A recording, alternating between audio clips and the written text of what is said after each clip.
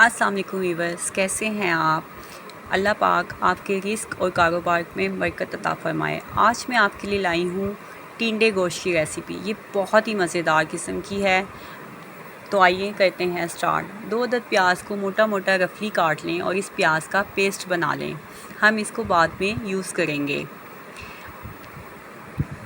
अब एक प्रेशर में ऑयल डाल के गरम कर लें और इस ऑयल में 1 किलो बीफ डालें और इस बीफ को रंग बदलने तक फ्राई करें।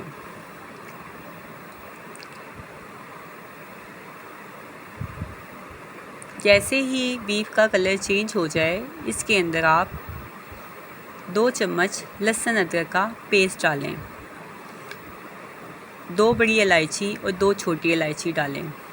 ये एक छोटी सी टिप है कि जब भी आप बीफ या मटन का यूज़ करें तो आप इसमें बड़ी इलायची ज़रूर डालें। इससे बीफ में जो एक ख़ास किस्म की स्मेल होती है वो ख़त्म हो जाती है। 1 चम्मच नमक डालें और नमक डालने के बाद इसकी अच्छी तरह लहसुन अदरक और नमक के साथ अच्छी तरह इसकी भुनाई करें ताकि इसकी स्मेल अच्छी तरह से ख़त्म हो जाए। अब इसमें 1 चम्मच पिसी लाल मिर्चें, आधा चम्मच हल्दी और 1 चम्मच पिसा हुआ धनिया डालें। अब हम इसको मसालों के साथ भूनेंगे। आपको पता है कि जब हम सालन की भुनाई ज़्यादा करते हैं तो इसका टेस्ट खुद ब खुद बढ़ जाता है। जब गोश्त में से ऑयल अलग हो जाए तो इसमें हम अब वो प्याज का पेस्ट शामिल करेंगे जो हमने ऑलरेडी बना के रखा हुआ था। इसको अच्छी तरह से मिक्स कर लें। 2 अदद टमाटर लें और इसका भी पेस्ट बना के इसके अंदर डाल दें और इसके साथ 2 मिनट तक इसको फ्राई करें। ये बहुत ही इजी रेसिपी है। आप इसमें 2 गिलास पानी डालें और बीफ को गलने के लिए 25 मिनट का प्रेशर लगा दें। 20 से 25 मिनट बीफ की गिलावट के लिए इनफ होते हैं। ये देखें बीफ कितनी अच्छी तरह से गल चुका है। अब आप इसमें आधी प्याली दही डाल दें। दही डालते वक्त चूल्हे की आंच बहुत स्लो कर दें ताकि तेज़ आंच पे दही फट ना जाए। आधा किलो टिंडे लें और इसको छील के इसके 4 पीस कर लें।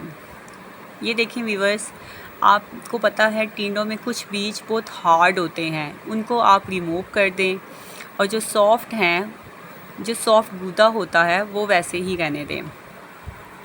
अब गोश्त जब अच्छी तरह ऑयल छोड़ दे तो इसके अंदर टिंडे शामिल कर दें और टिंडों की मसालों और गोश्त के साथ 5 मिनट तक भुनाई करें ताकि जो मसालों का टेस्ट है वो भी टिंडों में शामिल हो जाए।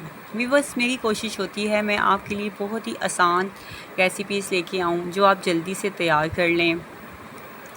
जितना शोरबा रखना है इतना पानी डाल दें। कुछ लोग ज़्यादा शोरबा पसंद करते हैं और कुछ लोग थिक सालन पसंद करते हैं। ये आपके ऊपर डिपेंड करता है कि आपको जितना शोरबा चाहिए है आप उस लिहाज से पानी डाल दें।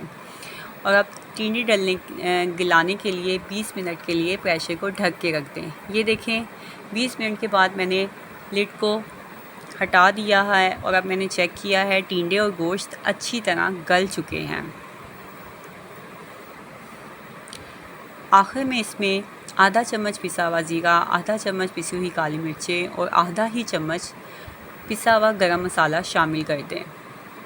4 हरी मिर्चें शामिल कर दें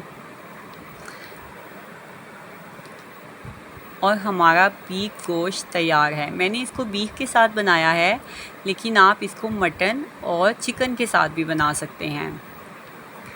व्यूअर्स, आपको मेरी रेसिपीज़ पसंद आ रही हों तो आप प्लीज़ मेरे चैनल को सब्सक्राइब करें, मेरी वीडियो को लाइक करें और प्लीज़ कमेंट भी करें। मुझे अपनी दुआओं में याद रखिएगा। अल्लाह हाफ़िज़।